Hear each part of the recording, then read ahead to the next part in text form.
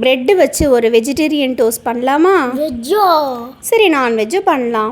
கடல மாவில் அரிசி மாவு கலந்துட்டு onion, capsicum, chilli flakes, oregano, பூண்டு இஞ்சி பேஸ்ட்டு, மஞ்சத்தூள், மிளகாத்தூள், பெப்பர், சால்ட் எல்லாத்தையும் மிக்ஸ் பண்ணி அதை ப்ரெட்டில் போட்டு 2 சைடும் அப்ளை பண்ணிவிட்டு கல்லில் போட்டு டோஸ்ட் பண்ணலாம்.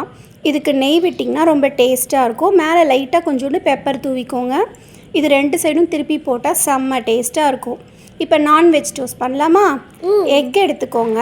எக்கு உடச்சி தவாக்கல்லில் ஊற்றிட்டு அதுக்கு மேலே கொஞ்சோண்டு சில்லி ஃப்ளேக்ஸு, ஆரிகானோ, மஞ்சத்தூள், மிளகாத்தூள் போட்டுட்டு பொடியாக நறுக்கின ஆனியனையும் போட்டுருங்க.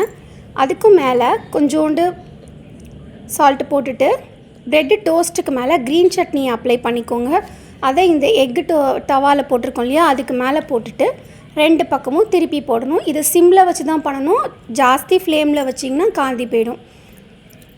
இந்த நான்வெஜ் டோஸ்ட்டுக்கு சைட் டிஷ்ஷாக சாஸ் தொட்டுக்கிட்டிங்கன்னா செம்ம டேஸ்ட்டாக இருக்கும். வெஜ் அண்ட் நான்வெஜ் டோஸ்ட் பண்ணி சாப்பிட்டு என்ஜாய் பண்ணுங்கள். டின்னர் தான்.